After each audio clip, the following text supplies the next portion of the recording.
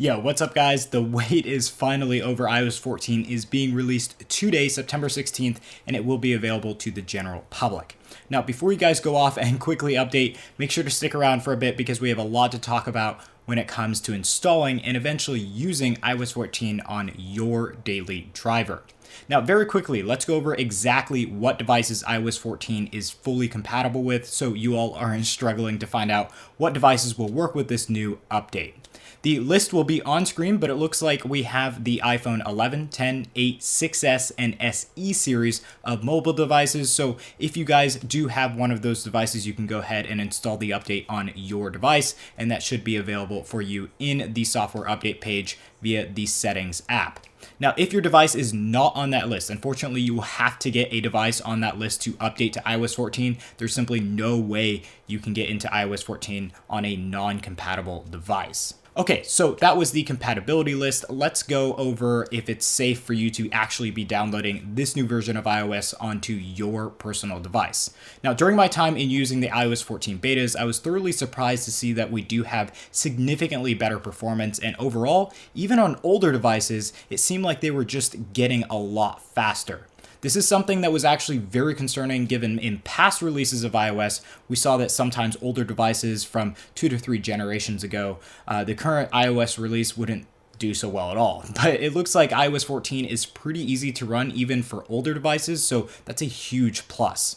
Now, full disclosure, I did run into some battery issues during my time on the betas, but after doing battery tests on iOS 13 and the iOS 14 GM version with the same exact devices, we found that the battery life is very comparable to the performance we saw in iOS 13, which in my opinion was quite good.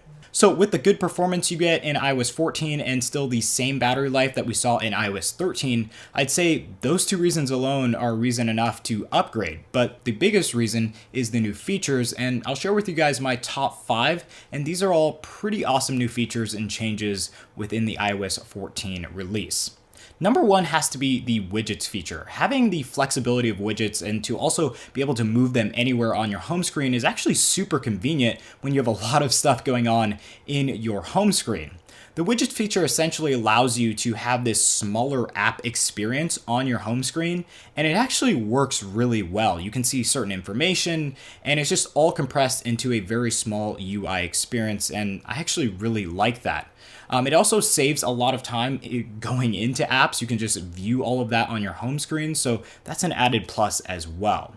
Now, Apple's own widgets are pretty awesome, but I think the third-party widgets will definitely take this new feature to the next level when it comes to making life so much easier using iDevices. So definitely be on the lookout for third-party app developers making their widget experiences a lot better.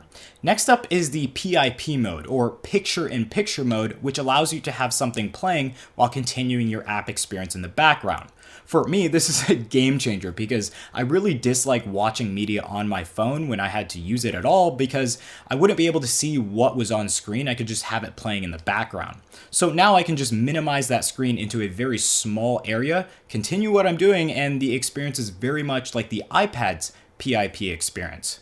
Now, you can also hide that picture-in-picture mode to the sides where you need to, so that's a very handy tweak where you can just move that out of the way when you don't need to see it. Maybe you need to do something really quickly and don't want that huge picture in the way. You can just move that to the side and that will be out of the way and you can move it back when you want to. The only bad part about this new feature is that it will be dependent on a lot of app developers on if it works with their apps or not. Now, if you go into Safari, it will work with videos that play from Safari, but some apps out there aren't actually working with PIP mode, so it will be up to the app developers to kind of streamline their apps for this new feature in iOS 14.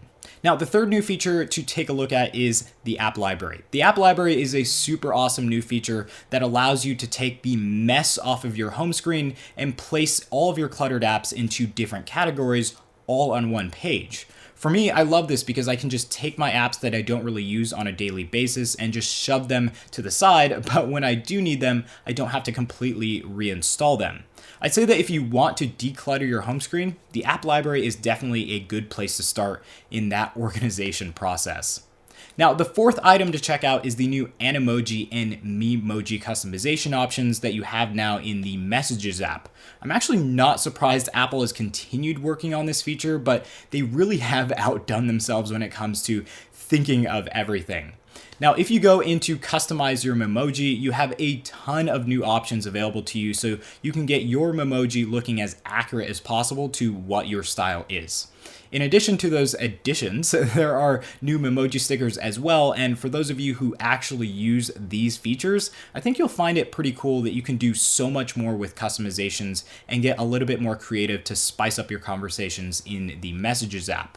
So maybe in your free time, check out what's new here, because as a user of all these really cool new features in the Messages app, I've really enjoyed mixing things up a bit in iOS 14.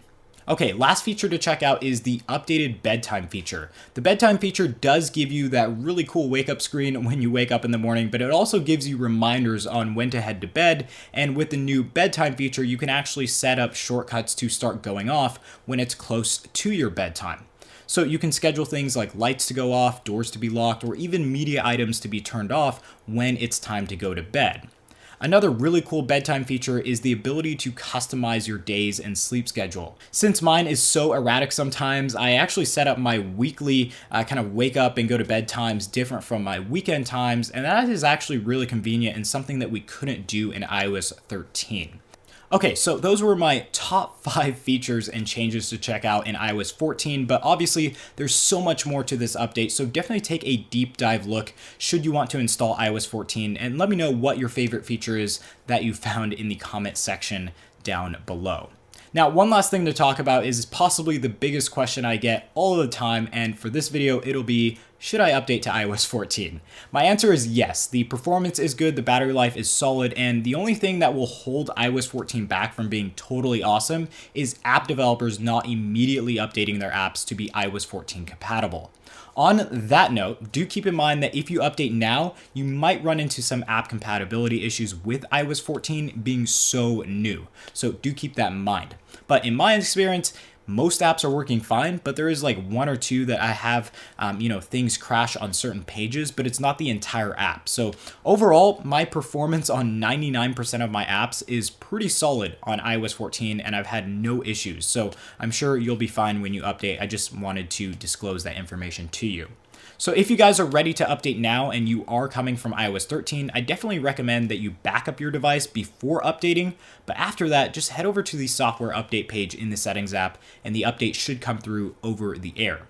If you don't receive it right away, just keep on trying. Obviously, today a lot of people are going to be updating, so it might take a while to go through that update process, but just be patient. Now, for those of you on the betas, do make sure to uninstall the beta profiles that you have on your current devices before installing the official version. Sometimes an official version won't actually show up until you get the profile off of your device, so do keep that in mind. Also, if you are currently on the GM version of iOS 14, no matter what you do, you won't get an update because the GM version is the exact same build of the official version. So you won't have another update until we see the next version of iOS 14. So guys, with all that being said, I do hope that you enjoy iOS 14. And of course, if you have any questions, concerns, or trouble updating, you can leave those comments in the comment section down below, and I or someone else will be sure to help you guys should you need it.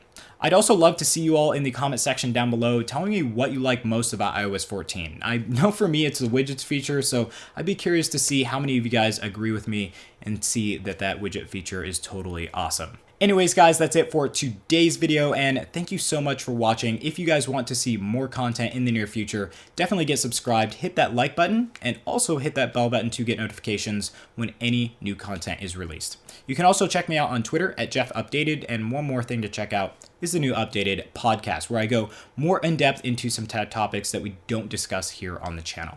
First episode was last week. I believe that was Friday, but we'll have new episodes every single Friday from this point forward, so stay tuned for those.